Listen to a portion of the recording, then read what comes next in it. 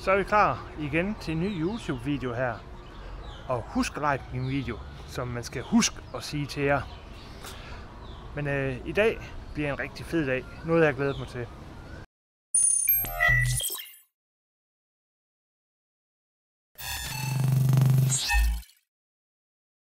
For et år siden var jeg her i Thailand, og der fik jeg lavet en tatovering af en pige i Ayutthaya. Hun er pissedygtig, men hun sagde, at jeg skulle prøve at tage ud til et tempel lidt nord for byen og få lavet en rigtig tatovering, og så kommer man ind til en munk bagefter og bliver bedt til. Og det skal vi simpelthen prøve i dag. Så mig og fruen er kørt til nord for Ayutthaya ud til templet kl. 8 om morgenen, og de starter her kl. 8 med at tatovere, så vi går ind og finder en tatovering, jeg skal have, og så skal vi over til munken bagefter og bedes til. Så det glæder jeg mig helt vildt til. Så er vi på vej over til tatovøren. Men jeg tror, det er et tempel med høns, der er fandme mange høns der og sådan noget. Jeg tror, det er der, vi skal ind bagefter og bedes til. Det glæder jeg mig til. Der er høns om bagved. Men det er herinde, man sidder og bliver tatoveret. Så vi går ind og finder en tatovering.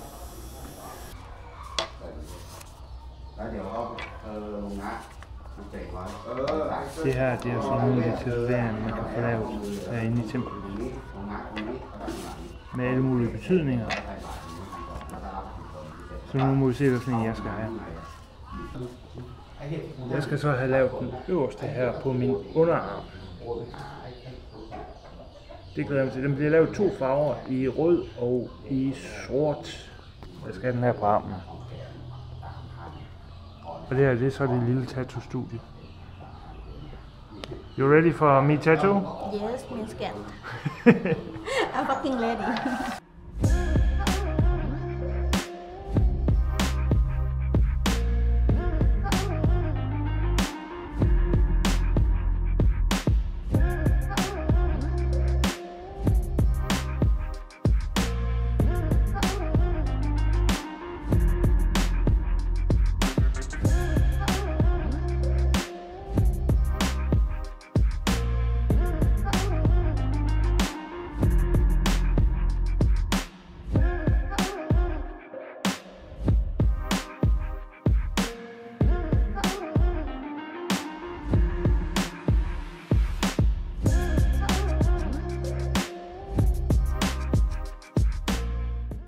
Konen blev lidt misundelig, så hurtig beslutning, og så skulle hun have en mand til på samme arm som mig.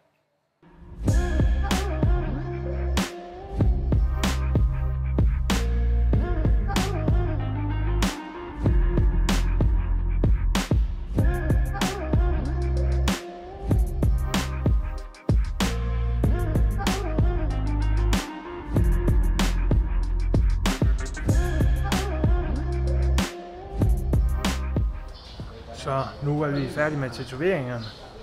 Det var lidt en overraskelse, fruen hun skulle have en tatovering, men altså, sådan det jo. Men nu skal vi herind, og der sidder munken inde, og der er masser af kø. Så skal vi ind til ham og blive bedt til.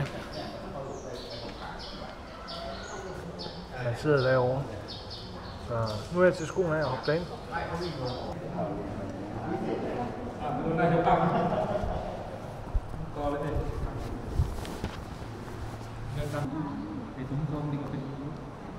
Người bạn nông làไปพร้อมngười bạn nôngไม่ใช่คนตัวไหนกันนั่งรถติดชื่อโอค่ะโอชื่อโอแล้วแฟนหลงจึงน่าเสียทีนั่นเมตตาหน้าเฉิดมอจองคนที่ย้อมมันยังตามสืบยาชูใจผู้ทำแนวโอ้ทุกปู่ทุกคนโอ้ได้ขายคนทำมาหน้าเฉิดมอจองที่ย้อมมาเนี่ยเข้ามาสองหมดหลงหมดแพงรักโอหลงโอเที่ยงนี่รักแฟนหลงแค่สั่งได้ป่ะนามาประทานนามาประกาศจุลเมตตามหายมในเมตตาหน้าเฉิดมอจองคนนิยมมันยังทำถึงญาติใจผู้ทำเมตตาหน้าชาลิติโอมันได้ชายทั้งหลายเจ้ามีจิตรักโอ้ทุกปู่ทุกคนหัวมาเอาเกิดมาโอ้ได้ขาพุทธธรรมเอาอย่างนั้นเหตุจิตตามโมตันนามาเมียนละเชิญโมชมคนนิยมมันยังทำถึงญาติใจผู้ทำเมตตาธรรมังเมตตาสร้างธรรมเมตตาด้วยหมู่ประเทศหน้าจาติเมตตาคนนั้นเป็นตัวจิตธรรมใจสัมพุทธังจิตตังปิดีโสตังโสตังปิโสตังโสตังมาละโอ้ละโอ้เที่ยงแฟนรักแฟนหลง เป็นนาเศรษฐีในเมตตาสเตฟานนามามีในเมตตาเชิญชมคนนี้จะมาทุกท่านทุกท่านทุกท่านนะครับก็ฟัง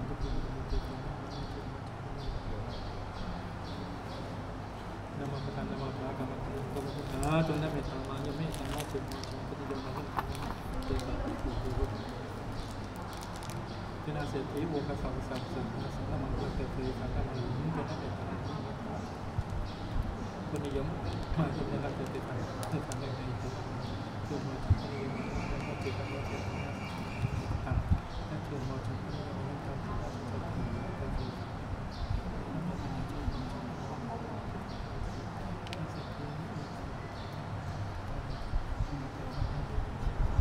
ง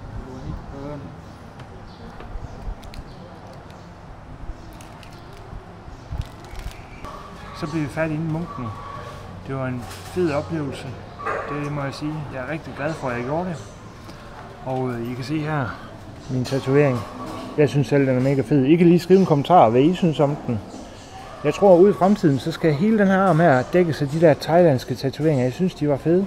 Andre tatoverer, han havde nogle rigtig fede nogle. Så det er mit mål. Den arm, der skal bruges til de tatoveringer. Jeg putter lige ned i beskrivelsen om, hvordan det er, I finder hertil. Det er lidt nord for Bangkok, Ayutthaya, i norddelen af byen. Men det kan I se nede på Google Maps links, jeg har delt. Men eller hvis der er nogen af jer, der ser den her YouTube, som har fået sådan en tatovering i stil med... Men altså, må jeg også godt lige skrive en kommentar. Det koster lidt penge at få lavet sådan en tatovering, men jeg synes, det er et fedt minde at have.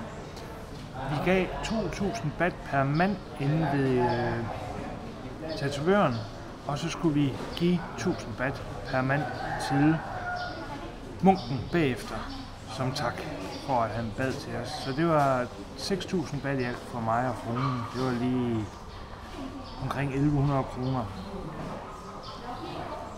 Men det er en fed tatovering, synes jeg, og det er et godt minde at tage med hjem. Angående hygiejne og tatovører, det er et stort emne hjemme i Danmark. Altså, jeg vil sige, hvis den danske sundhedsmyndigheder, de kom herud, så røg han i spillet.